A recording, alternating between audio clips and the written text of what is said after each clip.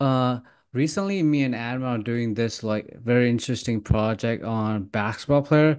We went to like 11 D1 Power 4 basketball team to test their like to use force weight to test their vertical deceleration quality. Use 1080 to test their like linear deceleration quality and lateral deceleration quality. So we test like counter movement jump, counter movement rebound and like drop jump, single leg, drop jump, single leg, counter movement jump. On 1080, we use like 10-meter lead in decel, 5-meter lead in decel, and then 505, and then 5-meter shuffle. So, uh, one, I want to start by asking this. So for like, we kind of like say this is like XYZ axis of deceleration. So, um. if we only train like vertical deceleration, does those quality transfer to like lateral or linear deceleration? I think directly and in total magnitude, no, but I mean, deceleration, there's a global quality of it, bracing and how you lower your center of mass and what you do with your steps, like the pre-penultimate step or the penultimate step. So there's probably some context that can transfer if it's rewarded, taught, and encouraged, and people are held accountable for it. The problem with a lot of those tests are they're very close chain, and we don't have a really good system for measuring guys in open chain environments. So, how many guys do a 5 meter excel and then a rapid decel in the NBA in a game? Maybe see 10 of those a game. The rest of them are not in that wheelhouse. So I think it gives you some information. It'll probably point out outliers, people that are really in trouble or maybe don't have the knowledge on how to decelerate or change in direction or how to control eccentric forces or maybe even, the isometric moment at the bottom of a counter movement jump. Is that failure an eccentric rate of force control or is it an isometric failure at the bottom? So I'm seeing a lot of isometric failure in my NBA guys. Like these guys struggle with that moment where the isometric forces have to be responsible for the tail end of the deceleration, and that's where they're lacking. So in that case, would you focus on like rapid drop catches like that to train those like isometric qualities you mentioned? Well, I think you can, but you'd have to be really good with video or a coach's eye to, discern whether they're doing a good job on those or not. I think what happens a lot of time we identify a weakness or a gap and we give them menu items and then we don't really hold them accountable to the quality of the menu item work that they're doing. So they're ticking boxes, they're doing controlled deceleration or an isometric interface at the bottom. But what is the control factor there? And then what technology are we using to measure that quality? So one of the things that one group that I'm working with, they're looking at the rate of deceleration, eccentric control on the deceleration, and then in what is the lapse time before they switch to a concentric acceleration. So that lapse time might be the isometric strength moment. I think it's too early to say that, but I know from the guys that I work with the guys that really struggle with just classic isometric yielding work really struggle on these drop tests in that phase of the drop test. Good, cool, cool. So another thing we saw, because we go to like 11 like schools, and like each school, like we had like really high level schools, like I think half of them are like half of the school we visit are like top like ranked like top 10 this year before the season starts. So each school has their own like way of move. and like let's say like maybe Purdue have a way to move their athlete are more maybe muscle based, and maybe another school have like more like different way to move, and like each strength coach have their own philosophy to train. Some coaches just purely follow like force plate. Some coaches use like fascia base, but and some coaches use a little bit like what coach we used to do. So high day high, like low day, they probably do a lot of like general circuits. And what we found is like those girls who put like probably do a little bit of everything, they perform better at like these tests. So can you kind of like explain a little bit like your thoughts on like why does like these coaches put a little bit everything in it? They end up like being their athlete end up perform better. Well, a little bit of this is my bias. I'm a neo-generalist, and I believe on working all phases of the force velocity curve and all kinds of movement challenges. So I think the more diverse your menu list is, you probably have a better chance of hitting spots along the force velocity curve or, places on that spectrum of, movement challenge or cognitive abilities in those movements. I think there's a real danger right now with people in tech and force plates biasing them into certain menu items. So, like we see, everybody now is really scared of Achilles tendon injuries. So we see people selling out and doing insane amounts of what I call overcoming isometrics for the Achilles and the lower leg and the foot complex. But they're not balancing that with a similar amount of eccentric movement and isometric movements in a yielding environment. They're always in the overcoming environment. So it's pretty easy to get biased in some of our prescription or our menu choices, and perhaps we're leaving money on the table by not having a balanced palette, if you will, to the art that we're doing in our programming. Cool, cool. So, um, all these coaches, like not all of them, but some of the coaches talk about like fascia based, muscle based, fascia approach, fascia training, or like training just pure power. Uh so one thing that like I was thinking, I know we kind of talked about this before on two podcasts we did, but like on like this basketball specific scenario or basketball player we talk about, is it like is the like fascia base or muscle base? Is it some sort of like gait cycle? Some athletes more biased to like uh foot strike. Some athlete live in like mid stance. Some athlete live at like toe off. Or like, am I wrong? No, I think you're very astute in that observation. I think that uh, athletes have a genetic map, that allows them to express movement in a unique way. And that's where we kind of bucket. Are they more elastically driven or are they more muscular driven? And then there are a lot of people that are hybrids. They're muscular on certain motor tasks and a little more elastic on other motor tasks. So, for example, a person in an acceleration that's heavily muscled, they may have a muscle bias on their horizontal force velocity curve and data output. But then when they go to change in direction, they may be more elastically driven rather than muscular driven. So that's a bucket that, I included. A lot of these guys are hybrid depending on the motor task. So I don't think there's people that exist on extreme ends of the spectrum. There's not these gazelles that are just totally elastically driven, and then these plow horses that are totally muscular driven. I think athletes exist somewhere in that spectrum.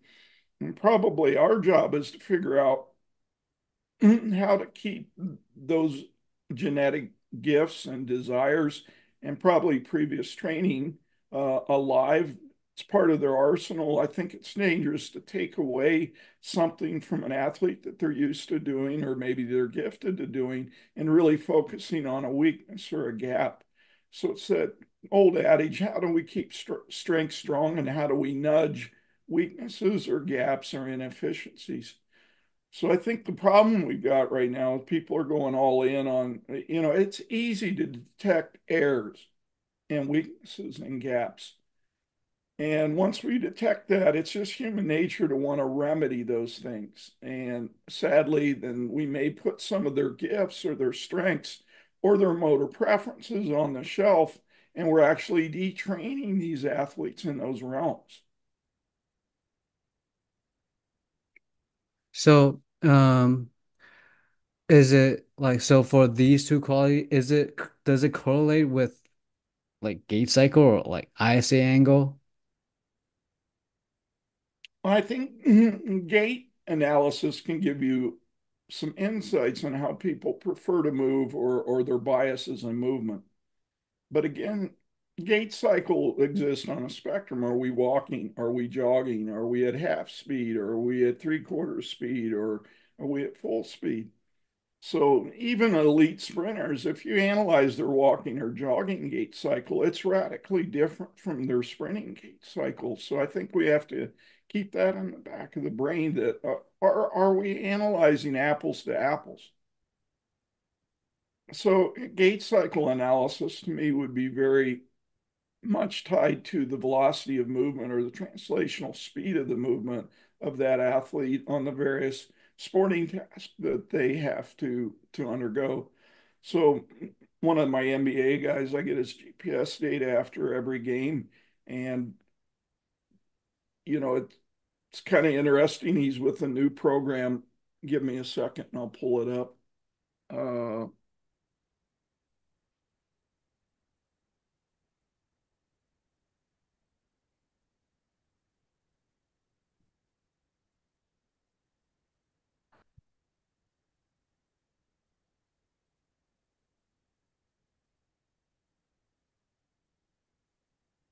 no, it's not on that one. Sorry, should come a little bit better prepared.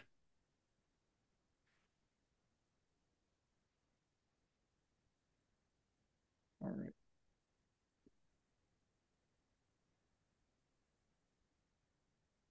So last year he was with a different team, and his averages on MP last year was 29.2.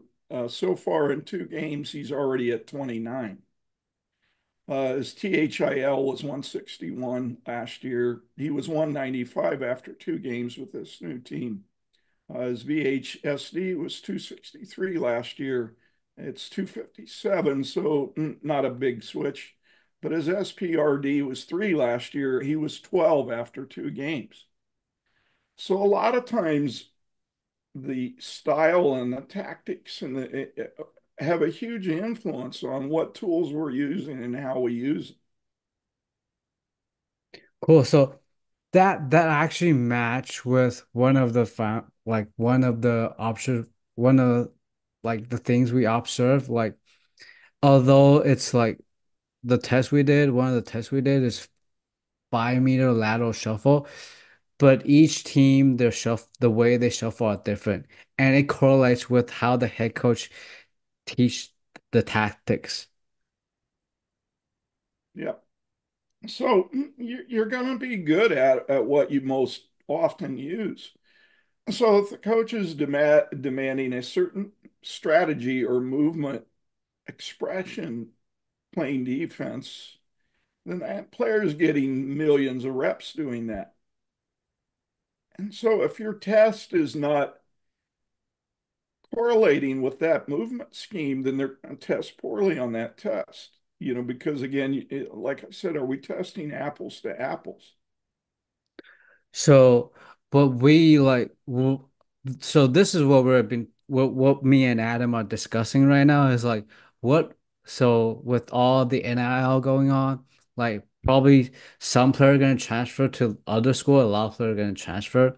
So if we test like one of the kid this year at certain school and they leave to another school, are they the way they perform these tests or the way they move gonna change or the way they bias?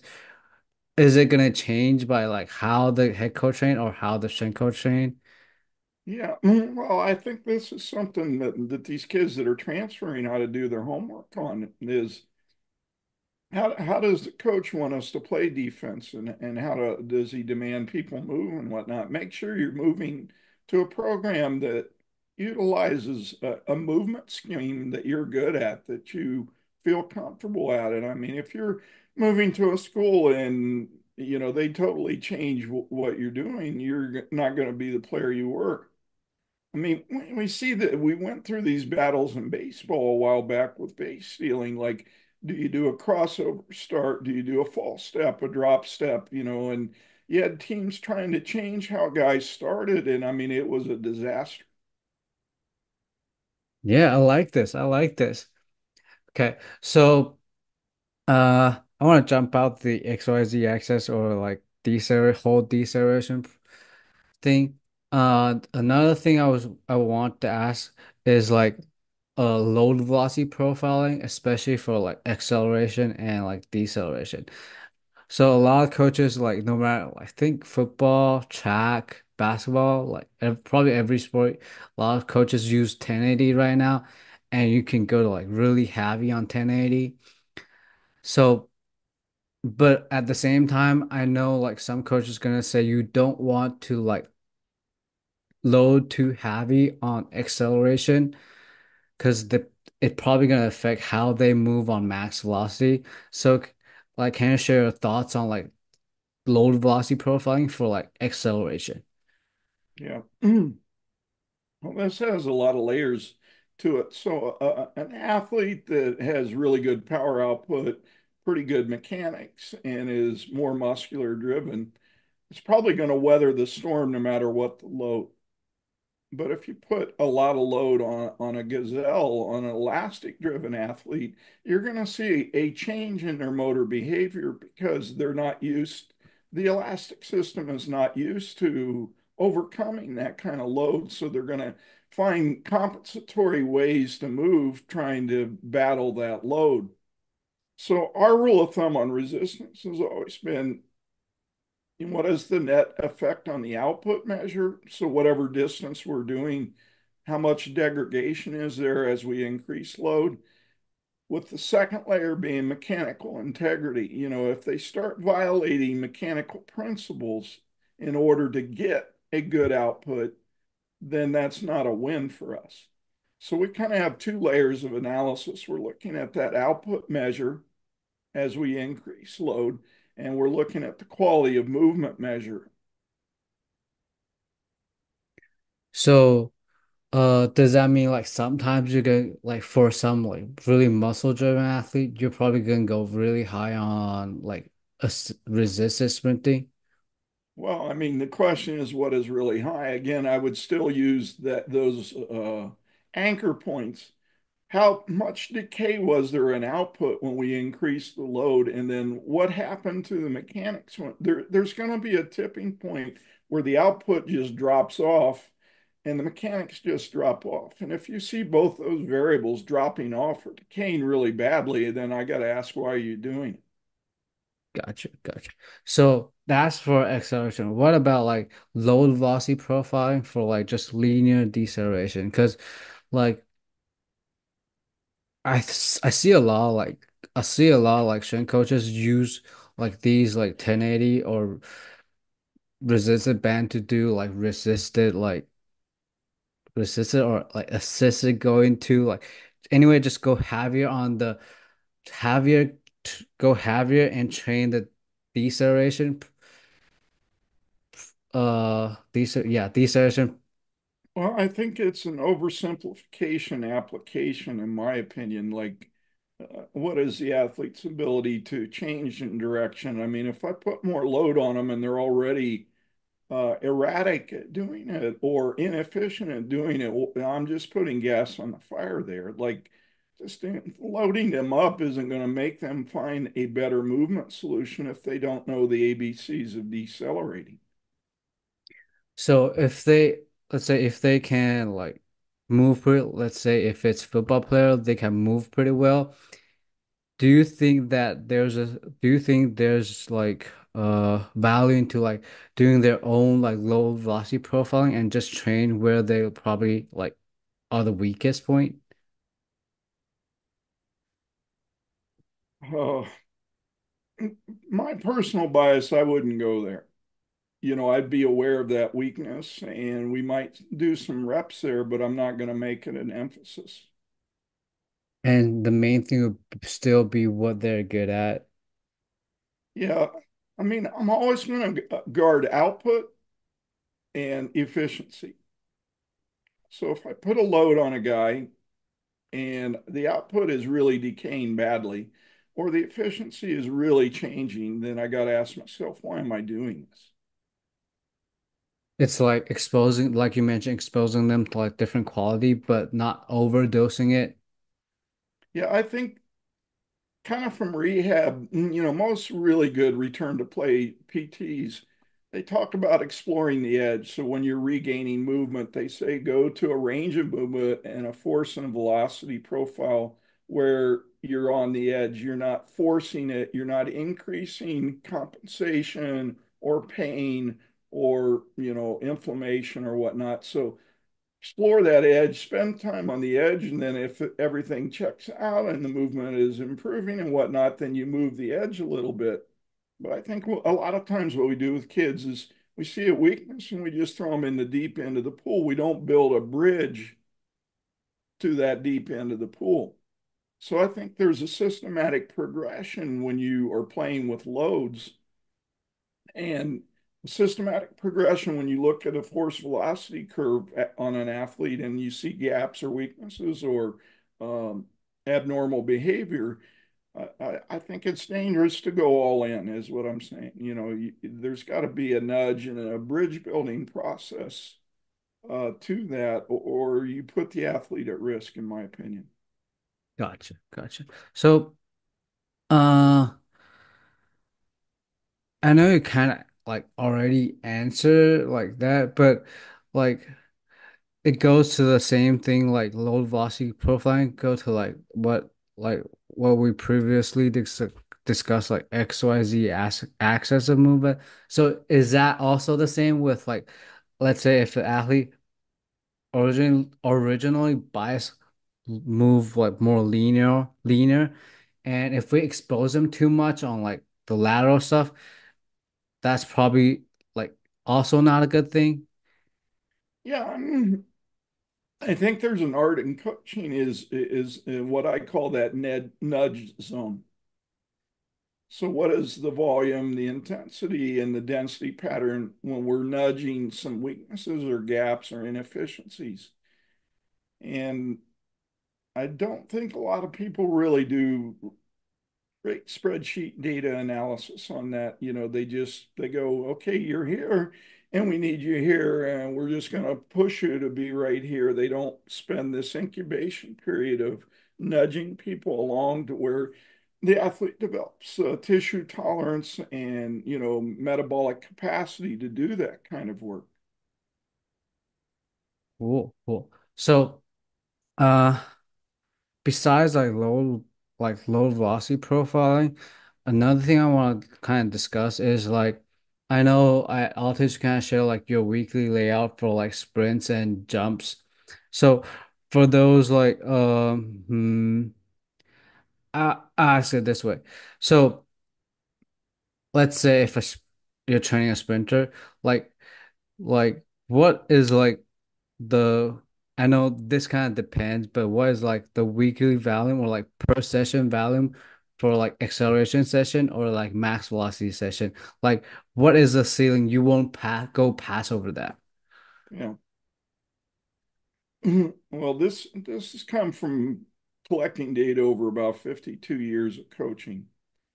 And with a track and field athlete versus a field court sport athlete, there's some variance there.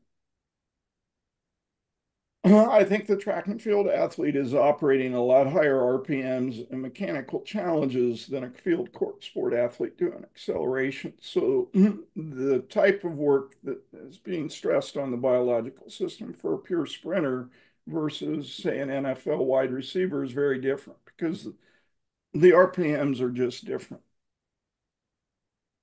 So a general rule of thumb that we found is our basement on Excels, like in season, is like 8 or 9 runs. We found that to be the bottom number to quote polish the car and reinforce, movement expression and doing assessments. That's kind of our bottom number. Our median number is about 12 to 15 runs. And we've had some people at various times of the season able to do 18 to 21 runs. But again, we're using a two-layered analysis on this. So is the output staying steady? And is the quality of movement staying integral? So if the movement quality dissipates or the output drops, that's when we know today we've reached our ceiling. But those are kind of the numbers. Now we found with track and field athletes, we can do 2 of those sessions a week because we got to get other training qualities in. I've tried to do 3 of those a week, and I've just never found room in a 7-day cycle to throw 3 in there because I've got to work on some other components. Absolute speed, again, you got an RPM factor here. So a world-class 100-meter sprinter doing a 50-meter sprint or a flying 30 is operating at a lot higher RPMs than, say, a cornerback. So you got to differentiate, what kind of athlete that you're really training here. Our research shows the basement is 3 to 4 runs and our ceiling is 6 to 8 runs. Like when we've gone above that, we've either got a decay in output or a decay in movement expression or uh, chronic injury rates went up post training the next few days. So that's another variable that I think people don't always include in their debrief or in their analysis sheet is, okay, you did this session. How did the body react to this session the next few days? So we know from the weight room, like DOMS is always worse second day, right? So the first day after a real heavy lift, you're kind of sore and stiff and restricted in movement. But on day 2, if you really pushed it, that's where you really notice the change in movement expression and well-being. It's the same thing in accelerating and sprinting or doing special speed endurance or high intensity alactic runs. A lot of times the reaction of the body system doesn't show up the next day. It might show up 2 days later or even 3 days later. So I think assessing the reaction to a session is just as important at looking at the output measures and the quality of movement. So I would probably to back up, we probably have 3 layers of analysis: quality of movement, outputs, and then, what did that do to the health status of the athlete over the next few days? So, uh, so is it like two acceleration session on Monday and Friday and absolute speed on Wednesday? That would, if I had to synopsize my scheduling, yeah, that's usually what I do with, sprinters and field court athletes.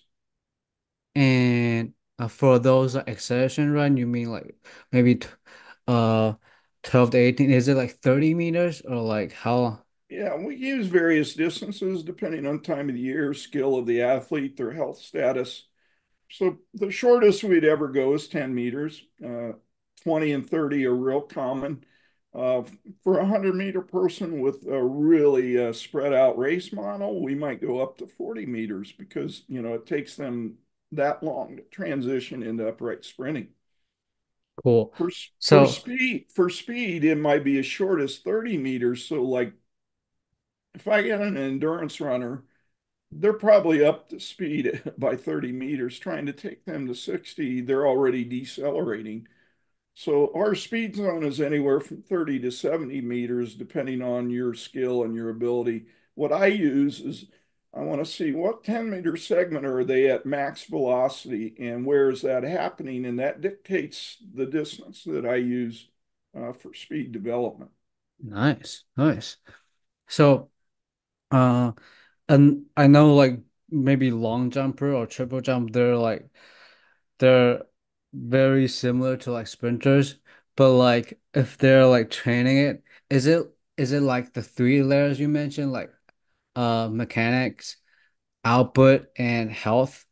Yes, always. And so this also is uh are jumper able to like is because they jump, so the volume they can handle is like way less than sprinters. That's not been the case for me. It more or less lies to what their body type is. So the elastic people can't do as high a volume and they can't do it as often, where the more muscular people can do a higher volume and do it a little bit more frequently. That's kind of been my divide. Cool, cool. So that's for track athlete. How about like field-based athlete, like you mentioned? Like, is the Yeah. total volume So going to be higher? yeah, I've had NFL guys do 24 excels and not decay at all. 24 Yeah. And I've had NFL wide receivers do up to 10 high-speed runs and not decay at all. at one session? Yeah. Wow, that's amazing. That's like w way more than I thought. Yeah. But part of the problem is how we define top end speed too. What kind of window allowance do you give it to call it a high speed run? So, a lot of our skill guys in the NFL, 22 miles per hour is like speed. And so if they're doing their runs 21, 22 miles per hour, we call that a speed run. But like for sprinters, probably like 25, 26, right? Yeah, so this is where we get into language problems. So with sprinters, I use biomechanical data, so we're in meters per second, where, in the NFL and Yeah, NBA, they're all into miles per hour. yeah. So we always get into these debates. But yeah, I mean, for our American friends, yeah, for a world-class sprinter, it's probably 25 miles per hour or higher. Cool. So, uh, another thing about like top speed, we actually are debate like me and Adam are kind of discussing about top speed. Should like team sport athlete really train top speed outside of like maybe football or like soccer? Because at some cases soccer or like football they do reach top speed, but how about like um team sport like maybe volleyball, maybe basketball, like they're never gonna reach top speed. Is there a value for them to train top speed, and should we really put that into our program? I know this is a stupid question. No, it's not. I mean, it's one I get a lot. So if I'm in a court setting like volleyball or tennis, like they're not going to get upright and take multiple steps in an upright posture at a high velocity. So you got to do your ROI analysis on that. Now rugby, football, things like that. Yeah, there's certain positions that are going to get exposed for that. So you better expose those athletes to develop tissue tolerance and biomechanical efficiency and capacity to do that kind of work. In basketball, I would say you, I would probably teach a little bit of upright running because there are guys that maybe you're caught on the baseline and you're doing a fast break. So you're probably going to have three or four steps in that run where you're upright and sprinting. So you better know what to do with your body and how to do it and have the capacity and tolerance to do it. So in basketball, it would more be a preventative measure. I probably wouldn't use like real long distances, for that. I'd probably use a 25 or 30 meter zone where, they're really getting after it and they're at least getting 4 or 5 steps when they're upright, really going at a high velocity. I think what I see in the NBA a lot of times, these guys get injured on these longer runs, on a change in possession run. And there's some steps in there where they should be relatively upright and undergoing sprint-like mechanics, and they're still hinged forward and driving, and they're real backside and horizontal. And I think that's where a lot of the injuries occur. They're just not in appropriate postures for the velocity they're trying to exhibit at that point in the run.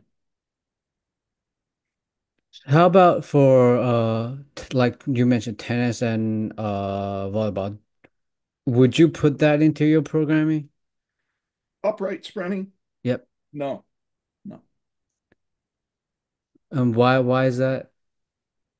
Because they're never going to be asked to do that. A tennis player may be on a real crazy volley situation. So probably ought to back up and say, depending on who they're going to play, who's in their bucket of competitions. If they're playing a lot of people that do a lot of long volleys and they're at the net and all of a sudden they got to sprint past the baseline, yeah, then we're probably going to introduce a little bit of that like the NBA, some zones where when they are at higher speeds, are they in appropriate postures and appropriate shapes for that velocity?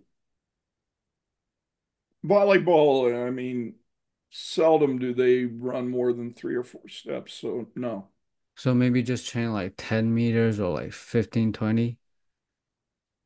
I don't know that I would do a ton of running with volleyball players, to be honest. Would you would you put like a lot of like maybe if it's off season, would you put a lot of plyo into like volleyball training? Yeah, I mean, their world is jumping. So plyometric training, and that encompasses a lot of things you can do. That's going to be a KPI hierarchical menu item. Gotcha, But I gotcha. think the problem we get in volleyball is they jump a lot in season. And the question is, how much jumping do we do in the off season? Because they're already probably overloaded on jumping. So, and that's a question in season. How much design jump training do you do in season when they're already jumping? The team here at UT, they just played 4 games in 8 days. Like they don't need to do any more jumping. Good, good. So that's all the question I have for you today. Thank you, coach. Yeah. Thank you. Yeah. Probably got to edit that sprinting thing because we were a little bit lost there, but hopefully that helped. Yeah, definitely. All right. Sounds good. Thank you, coach. All right. Be